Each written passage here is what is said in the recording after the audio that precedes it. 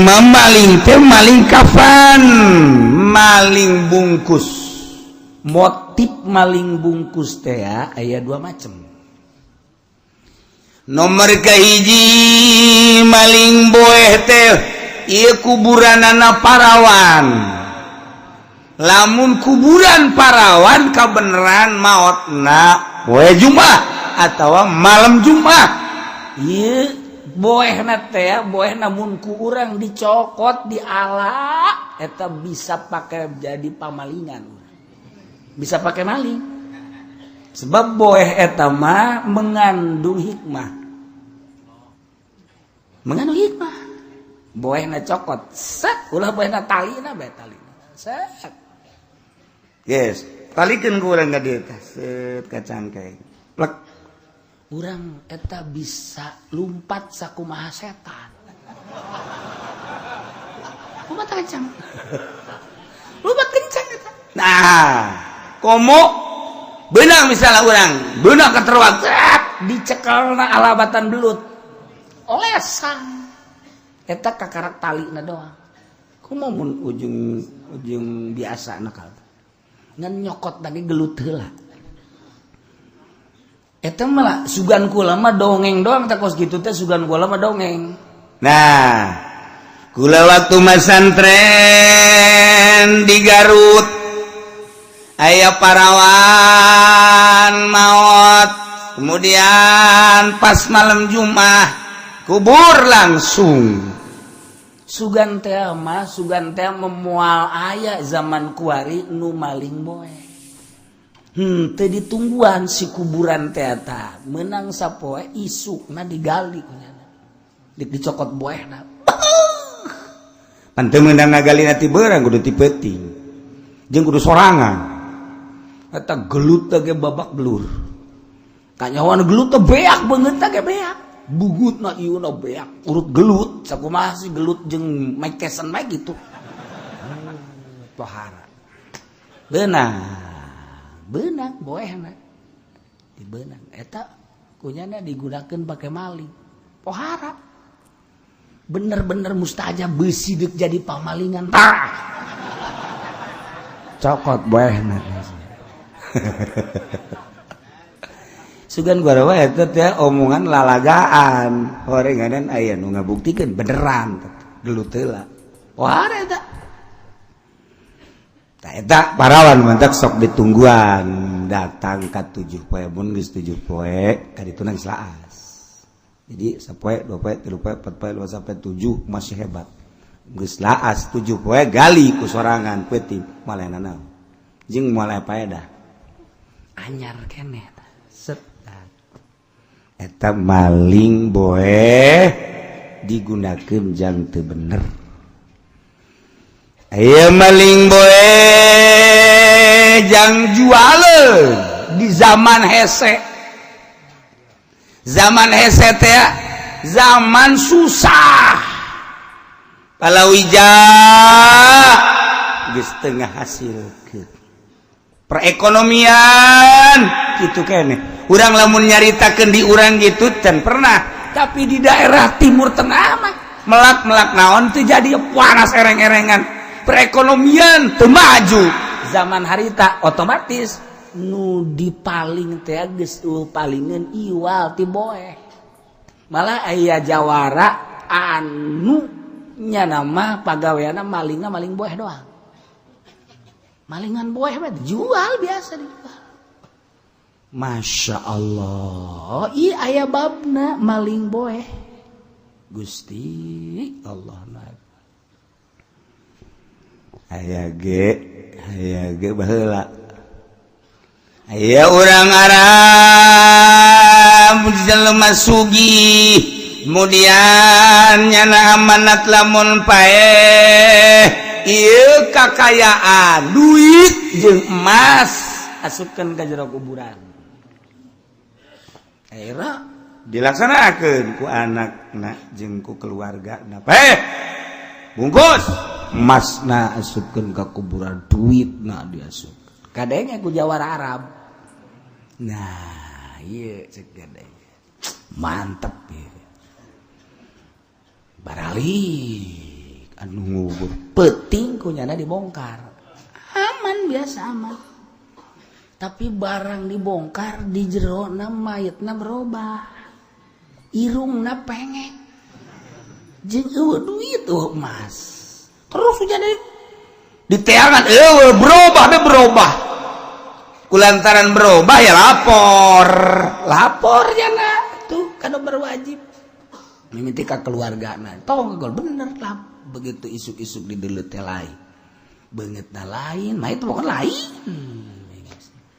laporlah ka dijaga kiai cek kiai urang teangan di luar Arab nu maot saha poe eta nu berbarengan selidik punya selidik kesimpulan nama ayaklah di satu daerah nu lain Arab di daerah Ethiopia jelema hideung ta eta teh dituker urang Arab nu paeh di Mekah diojol jeung mait nu urang Ethiopia nu hideung di ka Mekahkeun nu di Mekah di ka Ethiopia selidik punya selidik horeng ieu nu urang Ethiopia mah nu hideung nu pengek teh ahli ibadah wali berarti urang Arab sakitu di Mekah deket Baitullah sugih lantaran lain ahli Allah Mekah tanah haram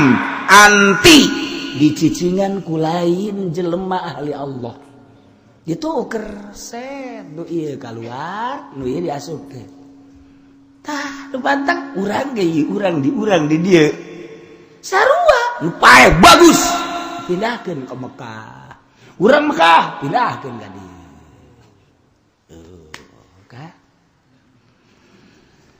jelema ngagali kuburan barang ngagali di urang barang ngagali kuburan di jerona aya mayit kagali pada kuburan pada lain kuburan cek ieu asana mah cek tukang ngagali teh ja asa can ngubur nyaho baheula nama begitu digali urang Arab bareng mancung biasa Arab asana can pernah nguburkeun urang Arab di dieu tah laporan ka dieu ka kula urang Arab meureun wali di mana bulu ieu mah juragan Arab pindah ka dieu nu urang dieu nu bagus dipindahkeun ka ditu aya tadi urang ge sering ji mun teu percaya coba di lemur ente aya kuburan galian hiji-hiji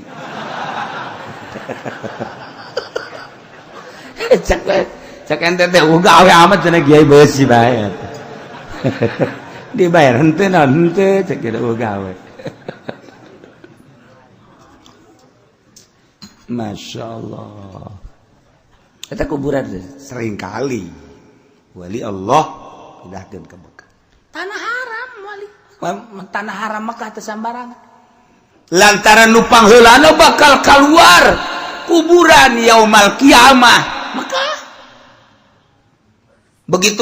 begitu kiamat set na nu pangheulana kalaluar teh kuburan Mekah set ahli-ahli Allah nu urang Arab anu lain ahli Allah kan dikaluar-luarkeun sebab iyalah nu bakal ngiringkeun Baitullah pertama Masya Allah kuburan kedua nu hudang Madinatul Munawwarah nu di dieu menghargai Baitullah Mekah di Madinah menghargai Kangjeng Nabi sarua mun lain ahli Allah sanajan di Madinah tanah haram maksudna haram Madinah keluar dikaluarkeun ku malaikat langsung geus tungguan we kieu nah asup ka jero langsung malaikat buang itu ka dieu Masya Allah karim ente mah moal malik ka mana gini moal dirobah geus tanggung joreng dari ieu bae geus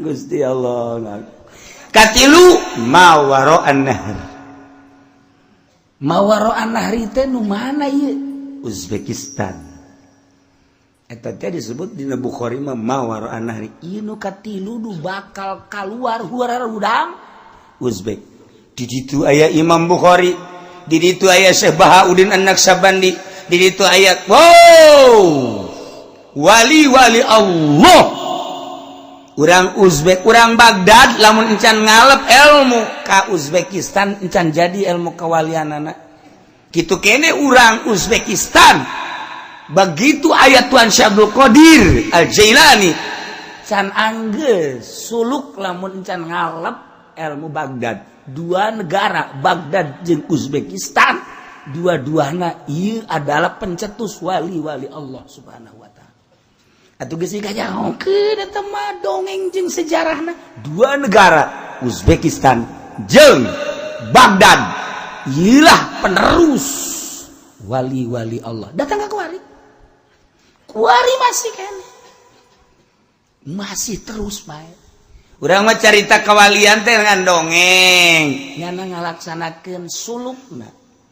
Jauh ti pelemburan, gunung handapan gunung teu kanyahoan ku sasaha. Urang mah aya suluk bebeja. Bisi nek neangan kula eukeur nyepi suluk tuh di ditunya. Je atuh sia mah atuh banding dikakorankeun bae. Aya teh kiai nu bebeja ka kula kos kitu. Kula cenah kiai lah geus teu betah cacampuran jeung jelema. Kula kuari keur suluk di leuweung sorangan bae besi kiai hayang kapanggih aya di ditu kula. Cak hate teh sia goblok sia tolol atuh. Nya suluk bebeja. Ih, walah bebeja. Selidik puji selidik horeng boga pemajikan. Opat nu dua marah bae. Atuh teh lain suluk menghindar tina bacot-bacot nu kolot. Tawa Gusti baca suluk kos gitu aya teh kiai kulai kuari sok pagi sok seri beja hate aya dua bebeja ka kula aya dua hiji Banten nomor ka hiji mah belah dia lain Banten susulukan teu boga guru aya maung dilegleg sia bagus ba ya dengan niat sama